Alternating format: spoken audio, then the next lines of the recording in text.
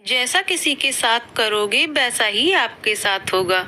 सुनो, कल mummy papa आ रहे हैं, 10 दिन रुकेंगे, एडजस्ट कर लेना। मयंक ने स्वाति को बेड पर लेटते हुए कहा। कोई बात नहीं, आने दीजिए, आपको शिकायत का कोई मौका नहीं मिलेगा, स्वाति ने भी प्रति उत्तर में कहा। और स्वाति ने लाइट बंद कर दी और दोनों सो गए। सुबह जब मयंक की आंख खुली तो स्वाति बिस्तर छोड़ चुकी थी। चाय ले लो, स्वाति ने मयंक की तरफ चाय की प्याली को बढ़ाते हुए कहा। अरे, तुम इतनी जल्दी नहा ली? हाँ, तुमने रात को बताया था ना कि मम्मी पापा आने वाले हैं, तो सोचा घर को कुछ व्यवस्थित कर लूं। स्वाति ने चाय की चुस्की लेते हुए कहा। वैसे किस वक्त तक आ जाएंगे वो लोग?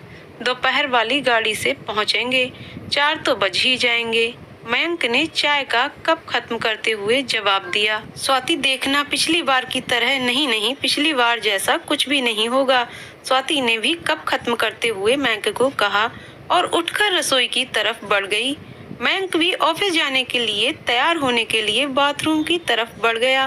नाश्ता करने के बाद मयंक ने स्वाति से पूछा, तुम तैयार नहीं हुई? क्या बात, आज स्कूल की छुट्टी है क्या? नहीं, आज तुम निकलो, मैं ऑटो से पहुंच जाऊंगी, थोड़ा लेट निकलूंगी, स्वाति ने लंच बॉक्स थमाते हुए मयंक को कहा। बाय बाय कहकर मयंक बैग से ऑफिस के लिए निकल गया और स्वाति घर के काम में लग गई। मुझे तो बहुत डर लग रहा है, मैं तुम्हारे कहने से वहाँ चल तो रहा हूँ, लेकिन पिछली बार बहू से जिस तरह खटपट हुई थी, मेरा तो मन ही भर गया था। न जाने ये 10 दिन कैसे जाने वाले हैं। मयंक के पिताजी मयंक की मम्मी से कह रहे थे, अजी भूल भी जाइए, बच्ची है, कुछ हमारी भी तो गलती थी, हम भी तो उससे कुछ ज्यादा ही उम्मीद लगाए बैठे थे। उन बातों को साल भर बीत गया है, क्या पता कुछ बदलाव आ गया हो। इंसान हर पल कुछ नया सीखता है, क्या पता कौन सी ठोकर किसको क्या सिखा दे। मयंक की माँ ने पिताजी को हौसला देते हुए कहा। मयंक की माँ ये कहकर चुप हो गई और याद करने लगी। 2 भाइयों में मयंक बड़ा था और विवेक छोटा। मयंक गांव से 10वीं करके शहर आ गया। आगे पढ़ने और विवेक पढ़ाई में कमजोर था, इसलिए गांव में ही पिताजी का खेतीबाड़ी में हाथ बटाने लगा। मयंक बीटेक करके शहर में ही 20,000 रुपए की नौकरी करने लगा। स्वाति से कोचिंग सेंटर में ही मयंक की जान पहचान हुई थी। ये बात मयंक ने स्वाति से शादी के कुछ दिन पहले बताई। पिताजी कितने दिन तक नहीं माने थे इस रिश्ते के लिए, वो तो मैंने ही समझा बुझाकर रिश्ते के लिए मनाया था, वरना ये तो पड़ोस के गांव के अपने दोस्त की बेटी माला से ही रिश्ता करने की जिद लगाए बैठे थे। गांव आकर स्वाति के घर वालों ने शादी की थी। 2 साल होने को आए उस दिन को भी। शादी करके दोनों शहर में ही रहने लगे। स्वाति भी प्राइवेट स्कूल में टीचर की जॉब करने लगी। पिछली बार जब गांव से आए थे तो मन में बड़ी उमंगें थीं, पर 7-8 दिन में ही बहू के तेवर और बेटी की बेबसी के चलते वापस गांव की तरफ हो लिए। कई बार मयंक को फोन करके बोला भी, बेटा गांव आजा, पर वो हर बार कह देता, माँ छुट्टी ही नहीं मिलती, कैसे आऊं। लेकिन मैं ठहरी एक माँ, आखिर माँ का तो मन करता है ना अपने बच्चे से मिलने का। बहू चाहे कैसा भी बर्ताव करे, काट लेंगे किसी तरह से 10 दिन, पर बच्चे को जी भर कर देख तो लेंगे। अरे भगवान, उठ जाओ, स्टेशन आ गया, उतरना नहीं है क्या? मयंक के पिताजी की आवाज मयंक की माँ की यादों की दुनिया से वापस खींच लाई। सामान उठाकर दोनों स्टेशन से बाहर आ गए और ऑटो में बैठकर दोनों मयंक के घर के लिए रवाना हो गए। घर पहुँचे तो बहू घर पर ही थी। जाते ही बहू ने दोनों के पैर छुए। हम दोनों को ड्राइंग रूम में बिठाकर हम दोनों के लिए ठंडा ठंडा शरबत लाई। हम लोगों ने जैसे ही शरबत खत्म किया, बहू ने कहा, पिताजी आप सफर से थक गए होंगे, नहा लीजिए, सफर की थकान उतर जाएगी, फिर मैं आपके लिए खाना लगा देती हूँ। पिताजी नहाने चले गए। बहू रसोई में घुसकर खाना बनाने लगी। थोड़ी देर में मयंक भी आ गया। फिर बैठकर सबने थोड़ी देर बातें की और फिर सबने खाना खाया। मयंक और बहू सोने चले गए और हम भी सो गए। सुबह 5 बजे पिताजी उठे तो बहू उठ चुकी थी। पिताजी को उठते ही गर्म पानी पीने की आदत थी। बहू ने पहले से ही पिताजी के लिए पानी गर्म कर रखा था। नहा धोकर पिताजी को मंदिर जाने की आदत थी। बहू ने उनको जल से भरकर लोटा दे दिया। नाश्ता भी पिताजी की पसंद का तैयार था। सबको नाश्ता करवाकर बहू मयंक के साथ चली गई।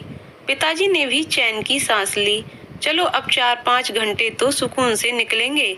दिन के खाने की तैयारी बहू करके गई थी, सो मैंने 4-5 रोटियां हम दोनों की बनाई और खा ली। स्कूल से आते ही बहू फिर से रसोई में घुस गई और हम दोनों के लिए चाय बना लाई। शाम को हम दोनों को लेकर बहू पास के ही पार्क में गई। वहाँ उसने हमारा परिचय वहाँ बैठे बुजुर्गों से करवाया। वो अपनी सहेलियों से बात करने लगी और हम अपने नए परिचितों से परिचय में व्यस्त हो गए। शाम के 7 बज चुके थे। हम घर वापस आ गए।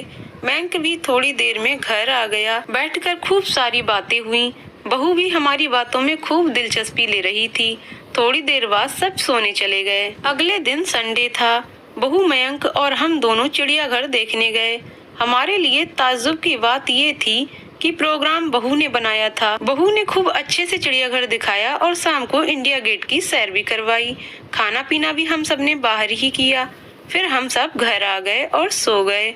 इस खुशमिजाज रूटीन से पता ही नहीं चला वक्त कब पंख लगाकर उड़ गया। कहाँ तो हम सोच रहे थे कि 10 दिन कैसे गुजरेंगे और यहाँ 15 दिन बीत चुके थे। आखिर कल जब विवेक का फोन आया कि फसल तैयार हो गई है और काटने के लिए तैयार है, तो हमें अगले ही दिन गांव वापसी का प्रोग्राम बनाना पड़ा। रात का खाना खाने के बाद हम कमरे में सोने चले गए तो बहू हमारे कमरे में आ गई। बहू की आंखों से आंसू बह रहे थे। मैंने पूछा, क्या बात है बहू, रो क्यों रही हो? तो बहू ने पूछा, पिताजी, माँ जी, पहले आप लोग एक बात बताइए, पिछले 15 दिनों में कभी आपको ये एहसास हुआ कि आप अपनी बहू के पास हैं या बेटी के पास? नहीं बेटा, सच कहूँ तो तुमने हमारा मन जीत लिया। हमें किसी भी पल ये नहीं लगा कि हम अपनी बहू के पास रह रहे हैं। तुमने हमारा बहुत ख्याल रखा। लेकिन एक बात बताओ बेटा, तुम्हारे अंदर इतना बदलाव आया कैसे? पिताजी, पिछले साल मेरे भाई की शादी हुई थी। मेरे मायके की माली हालत बहुत ज्यादा बढ़िया नहीं है। इन छुट्टियों में जब मैं वहाँ रहने गई तो मैंने अपने माता पिता को एक एक चीज के लिए तरसते देखा। बात बात पर भाभी के हाथों तिरस्कृत होते देखा। मेरा भाई चाहकर भी कुछ नहीं कर सकता था। मैं वहाँ उनके साथ हो रहे बर्ताव से बहुत दुखी थी। उस वक्त मुझे अपनी करनी याद आ रही थी कि किस तरह का सलूक मैंने आप दोनों के साथ किया था। किसी ने ये बात सच ही कही है कि जैसा बोओगे वैसा काटोगे। मैं अपने माँ बाप का भविष्य तो नहीं बदल सकती, लेकिन खुद को बदलकर मैं ये उम्मीद तो अपने आप में जगा ही सकती हूँ कि कभी मेरी भाभी में भी बदलाव आएगा और मेरे माँ बाप भी सुखी होंगे। बहू की बात सुनकर मेरी आंखें भर आईं। मैंने बहू को खींचकर गले से लगा लिया। हाँ बेटा, अवश्य एक दिन अवश्य ऐसा होगा। ठोकर सबको लगती है, लेकिन संभलता कोई कोई ही है। लेकिन हम दुआ करेंगे कि तुम्हारी भाभी भी संभल जाए।